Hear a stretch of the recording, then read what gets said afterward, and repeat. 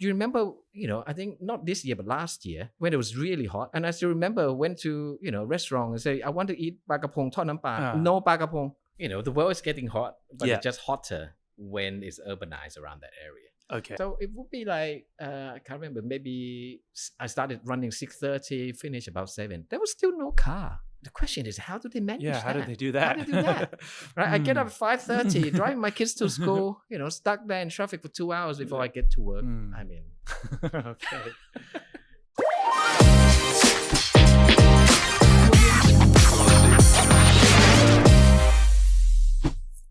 Okay, นะครับผม so I don't even know where to start today. It is my honor. Like one of the objectives of creating this podcast was really to be able to explore, to have conversations with people who really make impact to the world. And as I'm also in this field, I always admire like global leaders because I understand what they have to go through, and I understand how they have to think about all different things in all different aspects before they actually make a decision, because every decision that they make is it really affects the way that people live. And in order to be able to understand that, I've always wanted to sit down and have conversations with global leaders. And today it is my absolute honor นะครับผม we have คุณขวัญนะครับขวัญทัศน์สุทธิธรรมกิจนะครับผมซึ่งเป็น Senior Country Officer at the World Bank นะครับสวัสดีคุณขวัญครับผมสวัสดีครับผม Thank you so much for coming. Thank you for agreeing to do this. Is this do you do interviews a lot usually? I do interviews a lot, yes, but on the topic that I prepare and know what is coming. But today you don't know what's coming yet, right? Free flow. So okay. So before we get into like all the impacts and in the details about what you do and some of the projects that you're part of, I'd just like to take you back to your childhood. So how was your childhood? Did you always have that idea that you're going to become a leader one day? I'm not sure about being a leader or not, but I remember when I was young, I'm have this tendency of if I see someone coming asking for money, I'll immediately sort of give it to them. Okay. And I remember when I was young, super curious as to what put them in that situation in the first place. Right? And so remembering, my mom was always telling me, no more, don't give any more. You've already gave them, etc., etc. Right. So there's that part of me sort of wanting to help and curious as to why they're in that situation in the first place. So I think that, stay with me for a long time. And partly, led me to do what I do. And what was your process in, like, when was the moment that you realized that you wanted to go the policy route, that you wanted to like understand and work with governments? When was that like clicking point? So, when I was younger, studying, really didn't know what I would become. And in Thai we say we're เป็นเป็ด. Not really good at anything, and not really passionate about anything. So I was just following the stereotypes. This was before the financial crisis.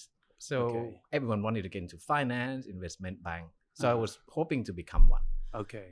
And then I graduated, started working for a consultancy firm, which was great learning opportunity because I had so many opportunities to work with different people in different industries.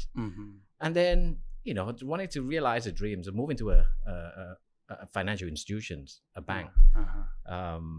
Remembering that this is it, I want to grow. But 6 months in, I realized that I cannot feel like it's not part of me to charge people interest. Right. That private sector side just didn't click at all. Right. And you mentioned about university, which you graduated from the London School of Economics. Yes, that's right. And you also went to the University of St. Andrews, which these are like top universities around the world. London School of Economics, LSE, very famous. During your time at university, like, do you still have like some things that you've learned that you still use today in your job? Good questions. I think, I'm not a hardcore economist by any means. So when you go to the LSE, you have a choice as to whether you want to follow what I call the hardcore track, which is all mathematics. And sometimes you just, choose the sort of easier track, if you like, less mathematics, but you got all the principles. So with the teachings and the thinking as economists, that comes into play a lot, particularly, in the World Bank. Right. Because the way we think about development is from that angle as well. Mm-hmm. So be it finance, economics, finance, I got a D, by the way. And there was a reason to that. I'll come to that in a minute. Okay. But all those things come back, in terms of how I understand what people are talking, in terms of concepts and linking them all up. I think that play a big part when I was there. Okay. Yeah, I was jumped straight to the serious part, didn't I? I was supposed to do okay, let's go back to the more relaxing kind of conversations. And so which city have you been in around the world that that has impacted who you are the most? Been to many cities, but definitely it has to be London, right? Right. Because that was my formative years. And I went to the UK when I was 17. Grew up during those years. I changed, I think, quite a fair bit in terms of absorbing that culture, in terms of the way we think, the way you think, and during those years is probably when it's the time when I did most of the reading. Right, and so I absorbed a lot of that, from the time in the UK. I would say London played a big part. 3 years there is really, people from all walks of life, from different countries, very multicultural. Right. Yeah. And at the LSE, I was amazed how people are so opinionated in terms of expressing their thoughts. And partly because they learn a lot, read a lot since they were young. So when they get into university, they can express their thought. I'm remembering, because I finished high school here and then went over to the UK. I struggled a bit. It took about a year, to catch up and be able to participate in conversations, global events, world affairs, that type of thing. Because that is a very, very new world, right? Coming from a student, and then all of a sudden you're dealing with global events. At the time that you were in university, what was the main global issue that was going on during those days? Well, definitely when we were there, Thailand was hit with financial crisis. Okay. Right. And prior to that, issues on the Middle East, it's always been there. Right. So you hear people talking about the conflict, Israel, Palestine, coming from this side of the world. We knew very little about, and even then, you have Hong Kong handover. As you're remembering, we didn't actually look at it much. You see China, but the history behind and how it got to that, even towards the Opium War, all the way to how Hong Kong became British, et cetera, et cetera. And the big one, I still remember, and really got me interested in politics quite a bit. Right. Then we had the New Labour, with Tony Blair. I think he won landslide elections, revamping the Labour Party. Right. And then, we saw him running the countries, and part of that, I think probably can't remember which year, but he got into this sort of debate about a war in Iraq, with Bush, and how, the UK was supposed to be a special partner of the US. So all of these events, as I was at university, interacting not only on the topics, but you also see people from different, countries of, those that I mentioned as well. And of course, if you chose to come down this route, you really are impact orientated mindset, I would say. Was it difficult to choose the impact way? Because I'm sure a lot of people at a young age are more thinking okay, how can I be financially stable? How can I get a job? How can I go down the route? But then you chose a different way. Was that something that you knew all along, that you wanted to go that direction? There's a bit of the part, how to say, because your earlier question was about whether I have any sort of leadership role in me.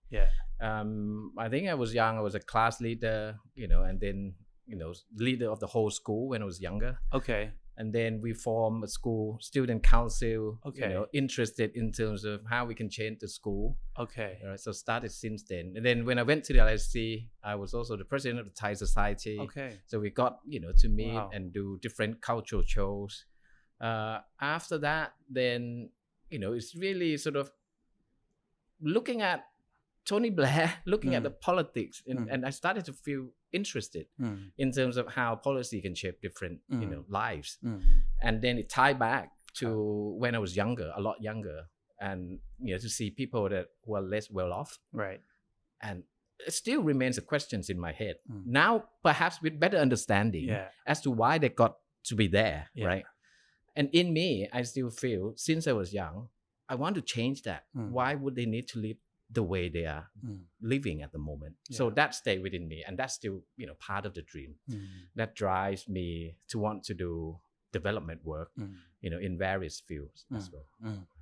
And then you joined, like I mentioned earlier that I was looking at like your past career, like where you have been, like amazing, like I'm gonna go through it like real quickly, real briefly.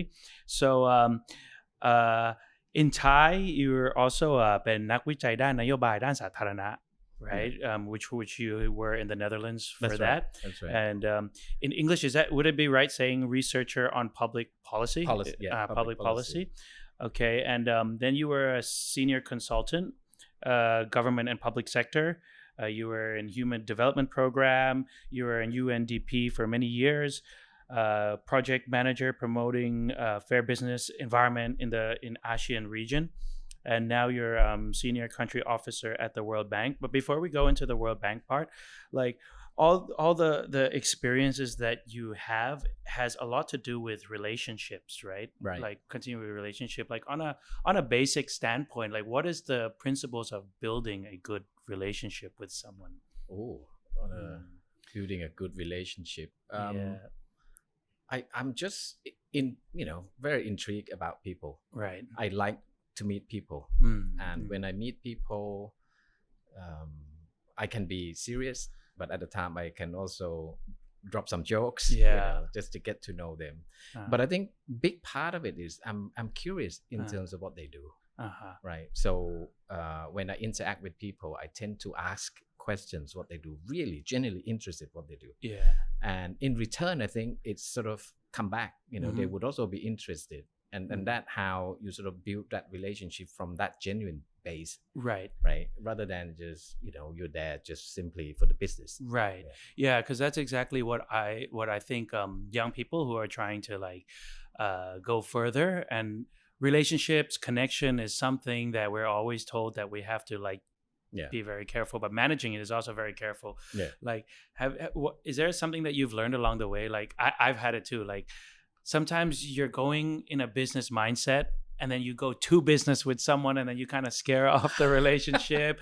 Like because I've learned like having that organic, that authentic relationship, like not hoping too much, but just like knowing each other as human beings is very, very important. Not showing who you are too much. Like, do you have any advice for someone who is trying to like build relationship or go into the world of connections?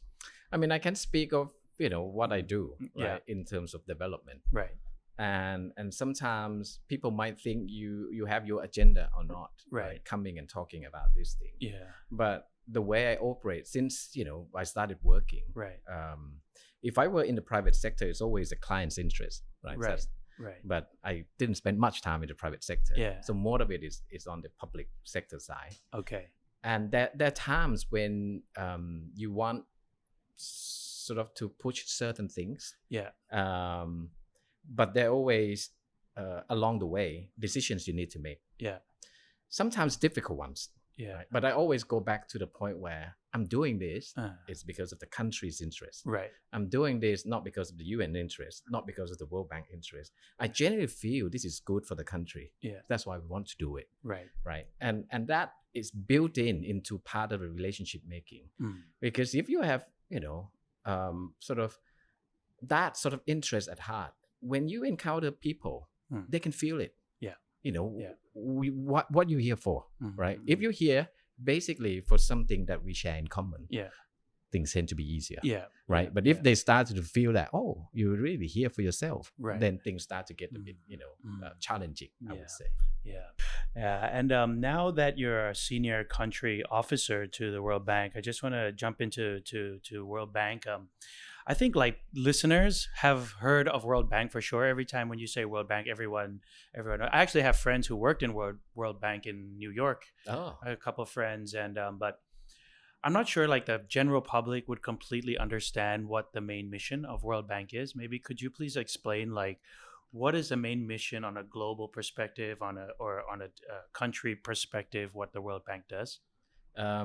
This is my usual pitch, Yeah. when they sort of, oh, who is the World Bank? What is Yeah. the World Bank?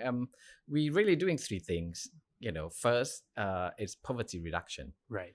We want to get the number of the poor, of world free of poverty. That's vision number one. Right. Number two is on share prosperity, Right. or in other words, how do you reduce inequality? Right. It goes back to also my point earlier, why people were put into difficult situation in the first place. There's a lot of inequality in the world. And the third bit is on the livable planet, right? On sustainability. So, doing these three things, I mean, how do we do it, right? It has to go back to when the World Bank was born. It's Bretton Woods institutions together with the IMF, right after the war. And then you have Europe needing reconstruction. So the World Bank actual name is International Bank for Reconstruction and Development, IBRD. And it started from there, providing support, rebuilding Europe, and then later Japan. And then it sort of acquired this skills and how you run projects, how to channel money to build infrastructure. So it's grown to sort of a World Bank that in early years, it's all about building infrastructures. How do you, lift the country from low-income country with better infrastructure? Then you can attract investment, get into middle-income country, and then the mission sort of expanded into human development, into environment, into social issues. But the core part of it is still economic analysis, and that's why people, when you hear people. People think about the World Bank is about economic forecast, Right. And the media loves it, loves it in the sense that, oh, what will the bank will say, for the growth next year, for the growth, in 2 or 3 years. So most people know the bank from that angle, but they don't really know we are a development bank, right? That covers, a whole range of issues. So if I were to give a analogy, it's the World Bank is like all the 20 ministries of Thailand combined. Exclude perhaps Ministry of Culture and Ministry of Defense. The rest we do. Okay. So it's not just related to banks. It's a development bank when, countries, let's put it that way. When a country wants to develop, right? What are your sources, of money? Right. First, you have your taxes, and then you have your budget. If your budget is not enough, then you go and borrow. Right. You can borrow domestically, issue bonds, because you can get people savings and then use to develop the countries. But if domestically you don't have that luxury, then you borrow externally. So you can go to the World Bank, you can go to the Asian Development Bank, you can go to a French bank or a Japanese, that provide that sort of support. Right. So we are a development bank, and that money used for development projects. Right. That's what we do. I always wondered, like, first question about poverty is like, in terms of the world poverty, how are we right now compared to like 20 years ago? Is poverty around the world like going in? Is the graph going up in a good way? Yeah, we're in a much better shape. I mean, if you think about two biggest countries, China and India, the way they managed to lift their people out of poverty, that's amazing. Particularly China. Okay. Right. So you got 2 billions there already. Right. Right. A third of the world population, the majority of them have now, come out from the poverty. Right. And for Thailand, what about Thailand? For Thailand, in the year 2000, I think the poverty was as high as almost, I can't remember the exact number, but 30%, right? 2000. But then it dropped, over the years until 2015 down to about 6-7%. Yeah. So we've done remarkably well, okay, in reducing that. And the same thing in Thailand is the same in the world trend. It starts to stagnate. It cannot push that further down. Right. You cannot get down to zero. Yeah. Particularly in Thailand, it's staying there like 6% or so. Right. Yeah. And as I work like in the environment, which goes to mission number 3 that you have mentioned, like I had the chance to like travel around the country, and I really believe, like personally, I really believe that Thailand is a country that really depends on nature in terms of survival. Like an example that I always try to explain to people is that during COVID, I traveled down south and okay, in terms of business, in terms of jobs and opportunities, ร้านค้าทุกอย่างปิดหมดเลย but one thing that I saw was like families were still able to feed their children because they had a healthy ocean. Up north, like they could go into the forest for medical purposes, for food purposes. But as a leader that works way more in depth than I do you think that Thailand is has to look after their natural resources in terms of like survival? First, I think, I would say that our development story has been one of the success stories in this region. Right. But when you look at how we exploit natural resources, to come this far, it's pretty bad, and the trend continue. Okay. So the question is, and it's not only for Thailand, the question is how long can we actually continue to exploit these natural resources? And I think we're already seeing signs, many signs, not just in Thailand, but globally. And this relates also to the climate change and how we deal with and use natural resources. We have to change, right? I don't think, we just about to launch a report on the country climate and development report where we put the two stories together, people, when you think about sustainability, they think about climate change. They don't think about how that impacts development. Right. Yeah. So when you put the two together, basically trying to say, this is the scenarios of the climate change in the next 10 years. If you were to do nothing, what would be the impact on the GDP? Right. And the number is coming out. I cannot disclose now, but I can give you an example. Let's say we did a similar report in Vietnam. If they did nothing, the impact would be like 10% of the GDP. That's massive. How do you deal with that? The second one I wanted to share is, we talk about sustainability. We talk about how to adapt. But the reality is one that comes is uncharted territory. You don't really know what would happen. You remember, I think not this year, but last year when it was really hot. Yeah. And I still remember went to, restaurant and say, I want to eat bagapong tod nam pa. No bagapong. No bagapong. Why is that? It's too hot. Right. And then health concerns. That's even a bigger thing. Yeah. Right. So these are things that we don't really know what we don't really know what would happen. And for us not to act, partly is to do with that because you don't really know what would happen. So your conscience is like, it will be just fine. Yeah. But would it be just fine? Yeah. Probably not, right? I don't believe it myself. I feel that, once we hit a tipping point, it's not going to be a slow process. Right. And is one of the projects that you're focused on right now is climate change. Yeah. Is that correct? And urban heat. Yeah. What does urban heat really mean? I'll try my best. Okay. The world is getting hot, but it's just hotter when it's urbanized around that area. Okay. I mean, to put it simply, when you build cities, there isn't much green space. Yeah. Right. The ability, when the sun sort of shines on the city, it has less green to help absorb and make it cooler. That's simple as that.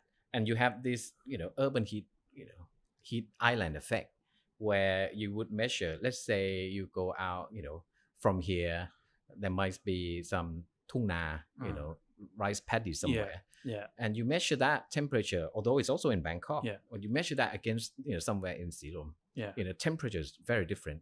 The range can be as high as 5 or 6 degrees. Right. So 5 or 6 degrees is huge, right? Because if you live in the city, and with all of this heat, then it's impact your productivity, health concern, etc., etc. So we did a study on this one, and I can't remember the number in terms of the impact, but it's as high as other things that we are sort of facing with in terms of development issues. So we just wanted to highlight that. We feel like getting hotter. Yeah.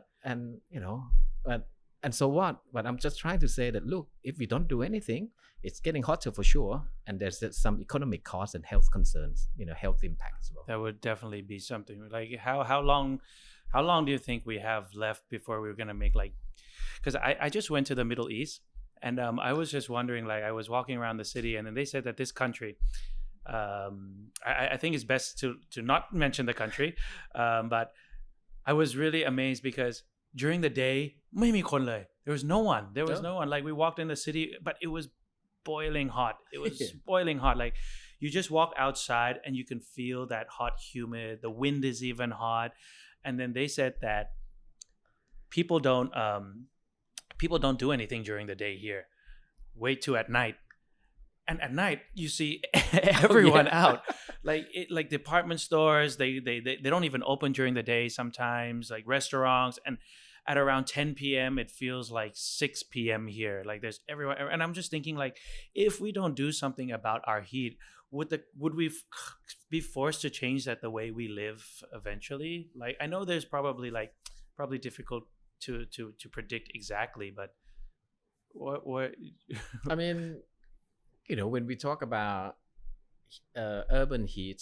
I mean there's people who can afford luxury like stay in aircon right and I mean it's getting hotter but we seem to be living the same way because when you get into the your car you turn on aircon you get to shopping malls everything is sort of air conditioned right so how much it will change that's a big question I'm not really sure right but I think what we also have to think about is people that don't have that luxury and they need to work in the heat and you rely so much on these people but to change is not something you can do it sort of overnight in the report we highlight country examples and one of which was Singapore I mean they're supposed to be hotter than us because they're right at the equator right but are they not I'm sure you've been to Singapore super green right and they just use science technology right to come in and decide how do we put change the urban planning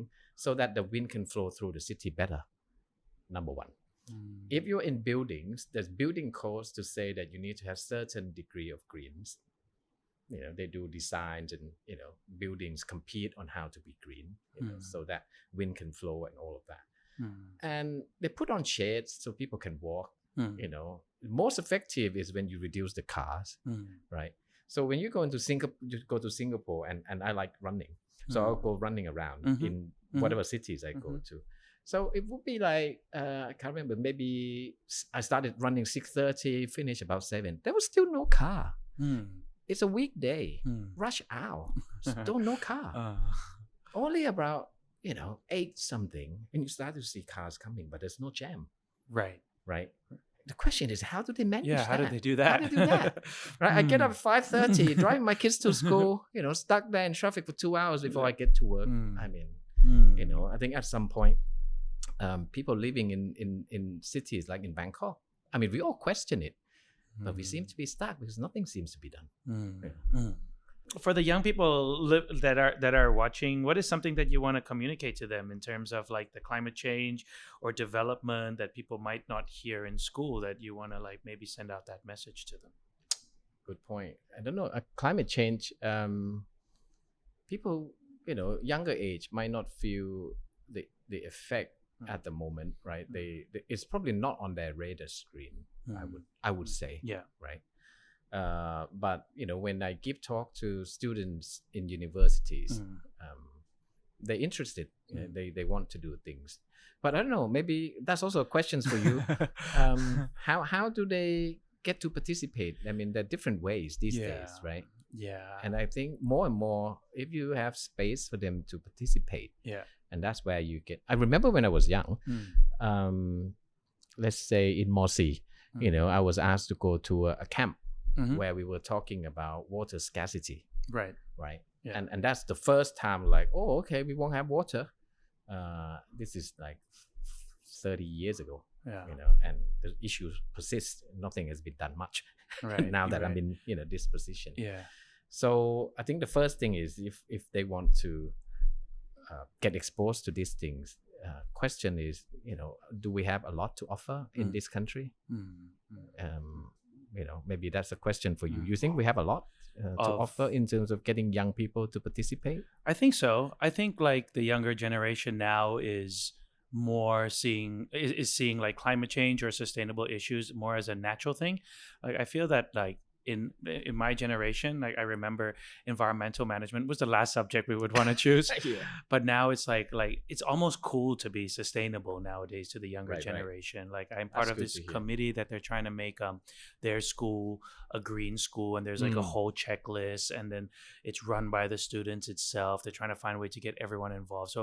So yeah, I do believe that this generation is more of a, because I feel like it's more about survival now. Right. It's not like a subject you choose. Right. It's something you have to know.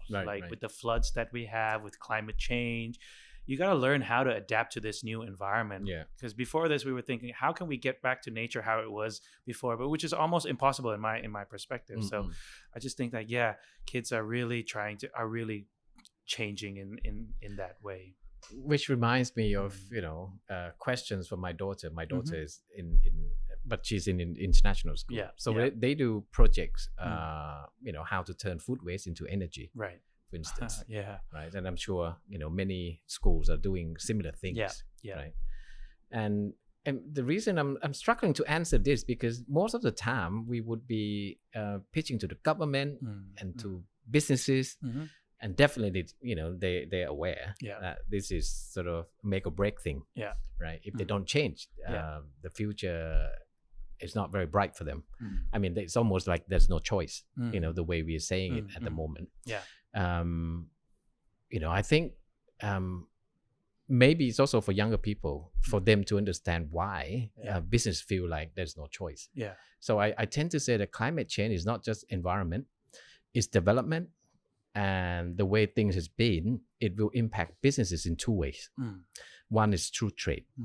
Second is finance, right? Trade is because if you have releasing greenhouse gas emissions and you have a lot of carbon footprint, you send stuff over to Europe, you get taxed. Your stuff will be more expensive than whatever they can produce and sell in their country. And so you're losing your competitive edge. You won't be able to sell. Right, that's through trade. Right. Second is through finance. Finance is not only World Bank, but commercial banks everywhere committing themselves to net zero. So, they need to also make sure whoever they lend to is green. Right. And so if you don't change, then it will be very difficult in the future for you to secure financing for your investment, for your businesses. So it's coming through these channels that businesses, government are getting worried, right? And then how, the young people, you just need to know that this is happening, right? And then once you get into the jobs and businesses or doing things by yourself, that sustainability is not just a good thing, is, something that impact your business sort of bottom line. And it's not because you have to do it, but increasingly the economics tick, meaning things are getting cheaper, technologies are more accessible for your alternatives. Because if you want to switch to green, technologies needs to be there. If you just want to say go green, but there's no alternatives, then you can't shift. So increasingly, it makes economic sense. Right. And then it's cheaper, in the long run. So I'm sure like you go into you have worked in many different areas. Like you've been involved in energy, in water, to digital innovation. It's too many things. Very many things, but like that's like super like interesting in the way that is it very important for you to understand a range of topics like. Basically, what I'm trying to get to here is it as a leader, do you think it's more important to be super good at one thing or know a little bit about a lot of things? I think there are people who like me. I'm a generalist. I'm not a specialist. And in the World Bank and elsewhere, there are people who specialize in certain topics. So short answer to that is you can be either. Right. Whatever suits you, whatever fits you. Right. But more and more, I mean, I would talk to specialists. specialists will need to know many more things these days. You cannot know just one thing, right? Because everything seems to be connected, right?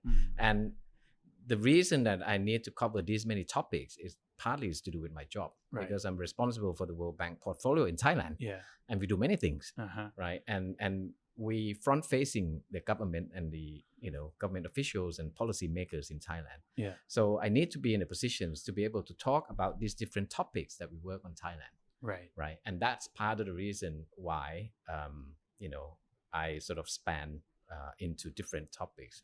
But what I found is people start to call me like integrator without me knowing that I'm integrating stuff. For instance, on the topic on climate change, we're working on carbon credits. We want to monetize carbon credits and then develop carbon market, for Thailand. But we started off with the energy sector. So I need to know, energy. But this carbon markets, it's also climate change agenda. So I need to know carbon pricing, how the different sort of instrument in carbon pricing would work, and that's our environment team, right? But this is, to develop carbon market. This is also about the financial sector, the capital markets. So I need to know, talk to my finance team, right, the one responsible, and then all of these things sort of, without you realizing, I ended up talking to 6 different teams in the World Bank, and at the same time on the government side is 6 different departments. So it's not just a single topic like in the past, right? Everything is connected. It's broader agenda that we're looking at the moment. In terms of speaking, as a leader, speaking must be a very important part of your of what you do. Is that correct? Correct. And like world leaders everywhere, like you see it, like you see the president talking, you see world leaders on TV, and everything that they say is, they have to be super, super careful with what they say. And one thing that I've learned, like as I was growing up, I used to think like the smarter you sound, the better it is, the more harder words, the better it is. But as I get to speak or get to listen to leaders, I realized like real leaders are able to put things in such like simple words and simple phrases. Like how important is communication as a leader, do you think? Extremely important, right? In meetings, in public speaking. I mean, my own way, number one rule is that when people do, we do presentation. Presentation is when people want to take themselves through presentation. That's when they sort of not really communicating. For me, I would interact with the client quite a lot, seeing if they're getting what I'm saying, and then I change my pace accordingly, right? So I'm taking the audience through my presentation, and not me taking myself through presentation. That's very different, right? And then people have different styles of speaking, right? I would really use some simple words to explain. I'm not trying to complicate the story, and the story that I want to tell will not be more than 3 or 4 key messages. Anything beyond that, people don't get it, right? So that sort of rule of thumb, if you do communicating. But how do you get like you got to get straight to the point. But sometimes I feel like people that doing speeches are very, like myself too, I get caught like, I'm trying so hard to impress them. Right. We all do. Is that normal? Like, I don't know. Like, is that a good thing? Like, or are you trying to like, or you should be straight to the point as possible? Well, I guess, if you get invited to speak, the number one assumption that audience there want to know what you want to say, right? And then it really depends on the crowd. If they're technical, you go deep. That's super interesting, because when you're up there, you really can sense the crowd, right? You can know. That's key. Some people are sleeping in the crowd, exactly. And then you shift it accordingly. And I there are times when I know beforehand what the crowd will be and who will be there. And then that will get you prepared in terms of how you strike the tone when you present. Right. But there are times when I don't really know who will be there. So I don't I know my key messages, but I never prepare a script, right. So I just go there. In my head, these are things that I want to say, and then I test the crowd, see, and even sometimes straight up front, have you heard about this thing that I'm going to be talking about? Can you raise your hands? And then you start to interact, breaking the ice. Okay. And then people starting to pay attention to you. Yeah. And if they're still sort of on their phone, etc. So I would do this sort of activity beforehand. Okay. Get their attention first, before speaking. Okay. And you've worked in how many countries? You mentioned Afghanistan, Myanmar, in the ASEAN region. Maybe could you like list some of the countries that you've actually not that many. So Afghanistan there for 4 years. Yeah. Myanmar during the hype, everyone was going there. 2018 for a year, and then as I was in UNDP, had a chance to work for a fair bit in Pakistan. And that's about it. Not that many. Laos as well. And being able to experience all these culture, know the different problems, the different challenges from all these countries, what has that like given you and shaped you to become the leader you are today? I think I learned a lot during my time in Afghanistan. So I wanted to move there because I feel like I cannot do much here, in Thailand. So when I went there, partly to do with the fact that I know that a lot of resources were putting into Afghanistan, but it's a different kind of political economy altogether. Right. Here you might be sort of thinking about how to talk to Thai government officials.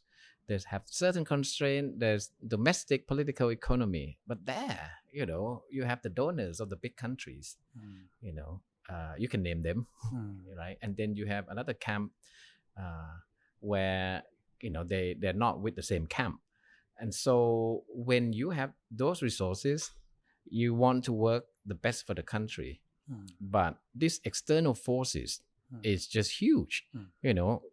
I was trying to learn how to navigate this sort of relationships because we're not used to. We don't have many countries in Thailand interfering in all the domestic affairs, but there it's not just only the government that you talk to, and then you also have the Taliban that you need to think about, right? And then you have these external donors that you need to make relationships with. So it's very tough maneuvering. In the end, it was, because of these dynamics, you learn a lot how to position yourself. You learn a lot to understand the different parties because they're sort of different interests. And then internally, the way things are managed in that sort of country, it's very difficult. It's not only the work that you do, the security risk that you need to manage. You have your staff, how do you take care of their well-being? There's some, staff that work for you that might be in danger, staff, international staff, and then the, daily bombs, So how do you, put all of that and try to focus and deliver what you have to do? I think that that's insane. I cannot imagine because that's because you're not only focused on your job at that point. There's so many other areas that you're responsible for, right? I see, like, especially in the field of environment, like we have a lot of group of people that are trying to push for change, and they're putting their way to make that change is there's many different ways that you can do it. But as a leader, what would you say is the best way? Like, suppose I want to do something, I want to change a policy, for example. What is the most polite, the most effective way that I personally can contribute to that kind of change? Because I personally am not a big fan of like aggression, that kind of direction. So I'm just trying to think, like, if I wanted to do something, like how can I do it? What would be the best direction to go? I mean, actors at different situations at different levels who play their part differently. Right. I mean, if it were to be you, like Alex, I think you can make a lot, in terms of the impact and the potential change, because you have followers, you have people who are, sort of following what you're doing, and you have a channel to communicate. Right. And oftentimes, you sort of need to have that vision, what change that you want to make, right? That's number one. You also need to sort of know what it takes to change that, right? That's number two. You will also need to be willing to do the hard work, right? Especially if you're leading that sort of vision that you want to change, right? Then, you know, you cannot do it alone. How do you galvanize people to come with you? Yeah. Right? Yeah. And not by force. Yeah. You know, you need to inspire them. How do you do that? And then as you start the journey, I would call it a journey. You know, if you want to change the long process, it's not overnight. Yeah. Yeah. Right? You would counter resistance. You would counter something that would make you feel like, you know, I'm not going to pursue this anymore. Right. And the team will feel it. How do you sort of step in and help to say that, hey, we still have it, you know, let's continue. And if they actually fail, you know, I don't think leaders don't shy away from responsibility. You need to own it. True. Right? Yeah. And so it ties, this is the process, but it ties back to the first point, which is the vision. The vision has to go beyond yourself, right? You know, if you want to change, but it's for yourself, you won't even manage to get people to come with you. And last point, I would say, you know, without moral clarity, you know, you might be able to lead the change, but it won't last, right? Yeah. At some point, you know, you'll get questioned. So these things, I think, if you want to change and you want to lead the change, most important is first point, right? Vision, what exactly you want, right? And then the process comes. So yeah, this I gotta come clean here that these questions are I've never asked like เป็นผู้นำอย่างคุณขวัญมาก่อนนะครับ so what is the screensaver on your phone? Oh, it's very boring. Okay, what is it? Normal Apple screensaver, one of them. Oh, just a normal Apple Just background? normal Apple background. Okay. Would you rather winter or summer? Winter. What is your favorite breakfast menu? ข้าวเหนียวหมูย่าง Okay. Do you drink coffee? Every day. Okay, what's your coffee? Can I guess? Yeah. I would say Not complicated, not sophisticated. I would say Americano. Yeah, for sure. No sugar. No sugar. Okay. What is the best advice someone has given you that you've like stuck with and that you like kind of held on to? Probably my dad. Okay. I don't know. This is in Thai. He always say that, you know, you always เป็นหนึ่งในตองอู You like you're หนึ่งในตองอู like you're second to none. Okay. ตองอู I think it's the is it like somewhere? Yeah, something like that. Tong U. Is that a place somewhere in Myanmar or I don't know? Okay. My dad say that to me. And what is the learning of that? I guess later I would say that, you know, if you want to do, I mean, anything, so long as you put your mind to it, you can do it. Yeah, I think that sort of teaching gave me that confidence early on in my childhood, you know, years. What is the happiest moment in your life? I know it's a difficult one. Yeah, it's a very difficult one.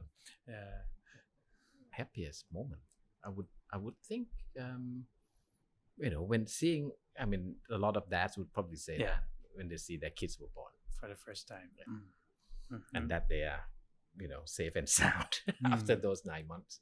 And maybe we could end with a quote you want to share. Like, do you have like a quote that I'm sure you read a lot of quotes? Any quote that you would want to share to our audience today?